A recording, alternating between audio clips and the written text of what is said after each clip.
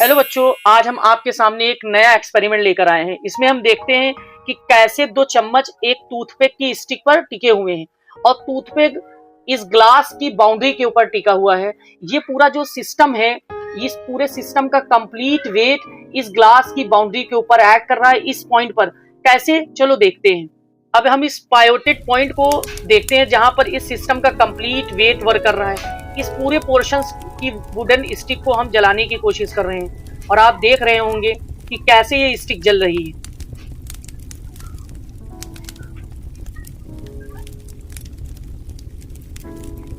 अभी भी ये स्टिक उस बाउंड्री तक नहीं पहुंची है। अब देख रहे होंगे आप लोग कि अभी भी पूरा वेट इसी सरकमफ्रेंस के ऊपर ही लाई कर रहा है। अभी भी पूरा वेट उसी पॉइंट के ऊपर लाई करता हुआ नजर आ रहा है।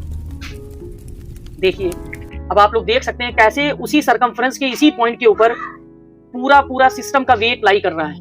आइए अब हम इसको रिटर्न मैटर से समझने की कोशिश करते हैं। एक्सपेरिमेंटली तो हमने इसको समझ लिया, इसके पीछे क्या रीजन है, अब इस रीजन के बारे में समझने की कोशिश करते हैं।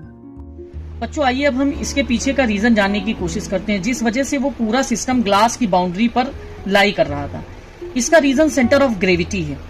ये एक ऐसा पॉइंट होता है जहां पर किसी भी बॉडी का net moment of force body के कंसिस्टिंग पार्टिकल्स के वेट का जीरो होता है। जैसा कि आप देख रहे हैं, जहां पर चम्मच और टूथपिक अटैच हैं, वो ग्लास के बाहर था, लेकिन ये टूथपिक का वो हिस्सा है जहां पर पूरी बॉडी का वेट एक्ट कर रहा है।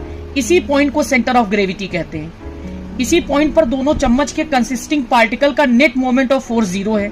आप देख रहे हैं लेफ्ट हैंड साइड के स्पून के सभी पार्टिकल्स का मोमेंट ऑफ फोर्स पॉजिटिव है, जबकि राइट हैंड साइड के सभी पार्टिकल्स का मोमेंट ऑफ फोर्स नेगेटिव है।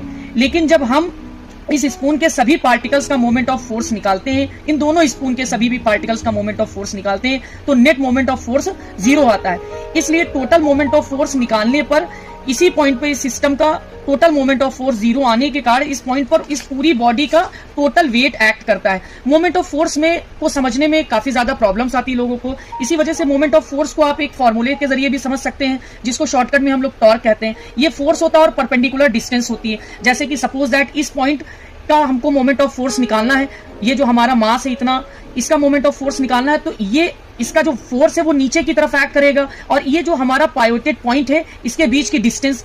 तो इस तरीके से हम लोग मोमेंट ऑफ फोर्स को भी निकाल सकते हैं। इस साइड का moment of force, anti clockwise का और क्लॉकवाइज का मोमेंट ऑफ फोर्स, जब दोनों निकाल के हम एड अप करते हैं तो उस टोटल मोमेंट ऑफ फोर्स हमारा जीरो आता है। इस वजह से पूरी बॉडी इस पॉइंट के अलॉन्ग रेस्ट में हमको नजर आती है।